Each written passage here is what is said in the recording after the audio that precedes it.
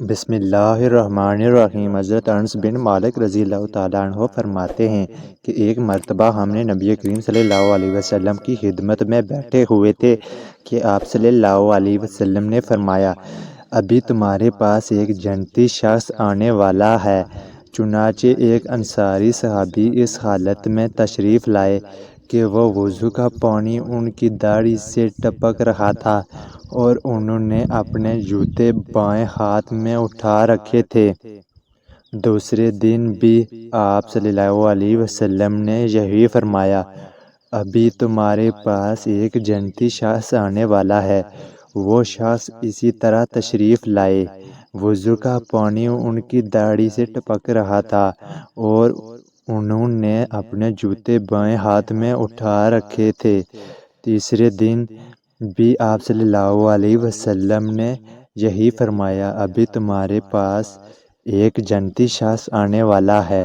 وضو کا پانی ان کی داڑھی سے ٹپک رہا تھا اور انہوں نے اپنے جوتے بائیں ہاتھ میں اٹھا رکھے تھے۔ جب نبی اکرم صلی اللہ علیہ وسلم اٹھ کر چل دیے تو حضرت عبداللہ بن عمرو بن عاص رضی اللہ تعالیٰ عنہ صحابی کے پیچھے ہو لیے اور اس انصاری سے کہنے لگے، حضرت مجھ میں اور میرے والد میں کچھ بول چال ہو گئی ہے، جس پر میں قسم کھا بیٹھا ہوں کہ 3 دن تک میں اپنے گھر نہیں جاؤں گا، لہٰذا اگر آپ مناسب سمجھیں تو اس مدت تک اپنے یہاں رہنے کی مجھے اجازت مرحمت فرمائیں۔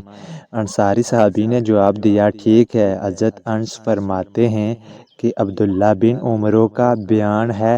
کہ میں نے 1 رات یا 3 رات ان کے یہاں گزاری، لیکن دیکھا کہ وہ رات میں کوئی عبادت نہیں کرتے، صرف اتنا کرتے کہ رات میں جب بھی بستر پر کروٹ بدلتے تو اللہ کا ذکر کرتے اور ان کی بڑائی بیان کرتے یہاں تک کہ فجر کے لیے بیدار ہوتے۔ عبداللہ بن عمرو کا بیان ہے کہ ایک بات یہ بھی دیکھی کہ میں نے ان کے منہ سے سوائے کلمہ خیر کے اور کچھ نہیں سنا۔ جب 3 دن پورے ہو گئے تو مجھے ان کا عمل بہت ہی ہلکا سا معلوم ہونے لگا، تو میں نے کہا، اے اللہ کے بندے، دراصل نہ تو میرے اور میرے والد صاحب کے درمیان کوئی ایسی بات ہوئی تھی، نہ میں نے ناراضگی کے باعث گھر چھوڑا تھا، بلکہ واقعہ یہ ہوا کہ 3 مرتبہ آن حضرت صلی اللہ علیہ وسلم نے فرمایا کہ ابھی ایک جنتی شخص آ رہا ہے اور 3 دن آپ ہی تشریف لائے، تو میں نے ارادہ کیا کہ آپ کے پاس رہ کر آپ کا عمل دیکھوں تاکہ میں بھی ویسا عمل کر سکوں، لیکن میں دیکھ رہا ہوں کہ آپ کوئی زیادہ عمل نہیں کرتے، پھر کیا وجہ ہے کہ آپ اس مقام کو پہنچے جس کی بنیاد پر اللہ کے رسول صلی اللہ علیہ وسلم نے یہ بات کی ہے؟ انہوں نے کہا، بس تم میرے اعمال تو دیکھ چکے ہو، ان کے سوا اور کوئی خاص پوشیدہ عمل تو ہے نہیں۔ پھر جب میں وہاں سے واپسی کے لیے مڑا تو انہوں نے مجھے آواز دے کر بلایا اور فرمایا، عمل تو وہی ہے جو تم نے دیکھا، البتہ ایک بات ضرور ہے کہ میرے دل میں کبھی کسی مسلمان سے دھوکہ بازی کا ارادہ بھی نہیں ہوا اور نہ ہی اللہ کی دی ہوئی بھلائی اور نعمت پر ان سے حسد کرتا ہوں۔ حضرت عبداللہ بن عمرو رضی اللہ تعالیٰ عنہ نے فرمایا، اسی عمل نے آپ کو اس درجے تک پہنچایا ہے اور یہی وہ چیز ہے جو ہر ایک کے بس کی نہیں ہے۔ نبی کریم صلی اللہ علیہ وسلم نے فرمایا، یہ الفاظ استغفار کے تمام الفاظ کے سردار ہیں۔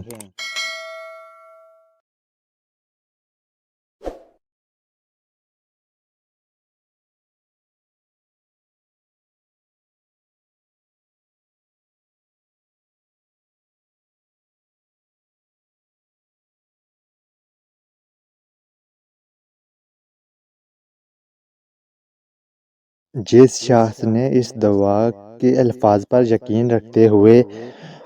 دن میں دل سے ان کو کہہ لیا اور اس دن شام ہونے سے پہلے اس کا انتقال ہو گیا تو وہ جانتی ہے، اور جس نے اس دعا کے الفاظ پر یقین رکھتے ہوئے رات میں ان کو کہا اور پھر اس کا صبح ہونے سے پہلے انتقال ہو گیا تو وہ جانتی ہے۔